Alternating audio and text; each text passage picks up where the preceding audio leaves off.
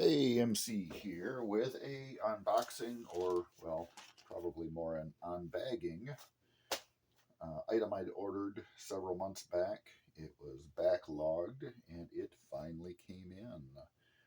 So we'll open it up with this cool Gerber knife that Eagle Run 23 so kindly mailed out as appreciation to his channel supporters. So check out Eagle Run's website and YouTube channel for some cool content on 8.6 blackout or 80% builds. So let's open this up without slicing my beaver hide. And we'll show you guys what's inside the bag. So around Christmas time, I decided to try one of these. It's the Meprolight. It is the Bullseye fiber optic rear sight for the Glock Model 43. So we'll get this out of the package, show you guys what it is or what it does, what it's supposed to do.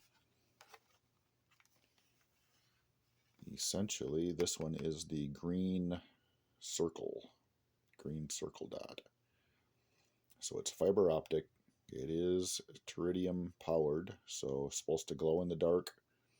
We'll try turning off the lights and see if that's the case once I get this out of the box. 12-year warranty on it. Of course, that is an expendable power source. So even though it is a glow-in-the-dark device, eventually it will decay and no longer glow. So this is to replace.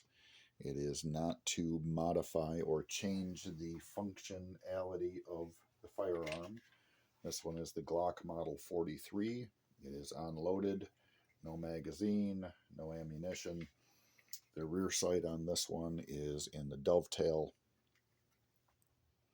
So we'll be removing that dovetail sight. This is the sight picture. Again, unloaded firearm. And the new sight is going to be an enhancement to help acquire targets using a fiber optic rail, and then also does have that night sight capability. So I've seen these used on some of the SIG P365s. They have what they call a snag-free edition, where they remove or don't even bother to install the front sight. And the premise with this is if you align your firearm correctly, you will get a circle and a dot that's visible, and if it's misaligned, it won't be visible. So that seemed like a neat idea. Let's give it a try. Put it through some paces, see how it works.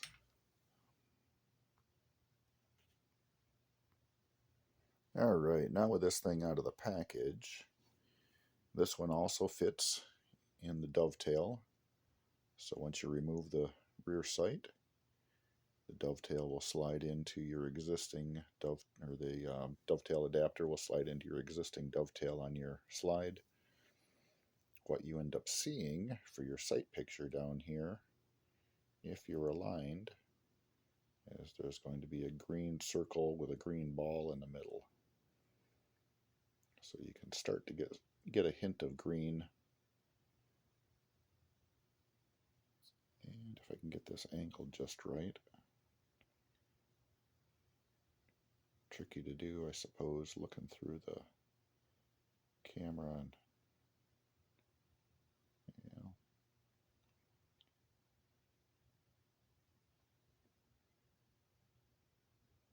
anyways, you get the picture.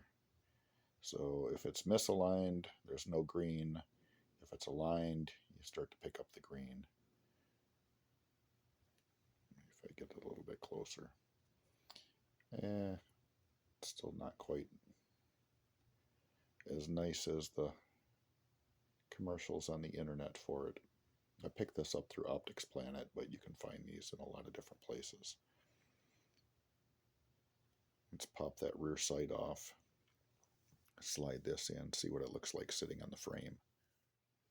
All right, now with just a couple of tools, small hammer, a little punch, was able to drift the rear sight out of the slide.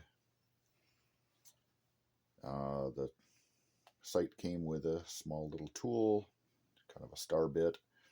I don't believe there is any elevation adjustment for this sight. So when it's on, it's on. It does sit pretty low profile. As far as height of the factory sight, you can see this one sits just slightly lower. Well, of course, then this other one would have been dovetailed in. So it's probably similar on elevation from what the factory sight would have sat up. And then, again, it's got some fiber optic rails in there, a little clear lens on the top here, so that'll pick up light. And then, oh, there we go. So when you sight down this thing, you can see that green glowing ball inside of there to let you know your sights are aligned. And if they're not aligned, the glowing ball disappears. And then as we lift the front of the slide up, you can see that white dot from the front sight come into view. So when you're aligned, you don't even see that white front sight. It just blends right in. So we'll give this a try, get that out in the range, run some rounds through it, see how intuitive it is. And eventually, I imagine we could just remove this front sight. Those have this little tiny machine screw set in there. I have a Glock front sight tool for removal. And then if it works out, running this rear sight and it is accurate and comfortable and reliable, I'll probably just take a little black RTV and fill the hole on the top of the slide just for a smooth finish. But we'll label this part 1 of the video with Meprolight Glock rear bullseye sight. If you have one of these, leave a comment. Let me know what you think. If you like it, dislike it. Thanks for watching.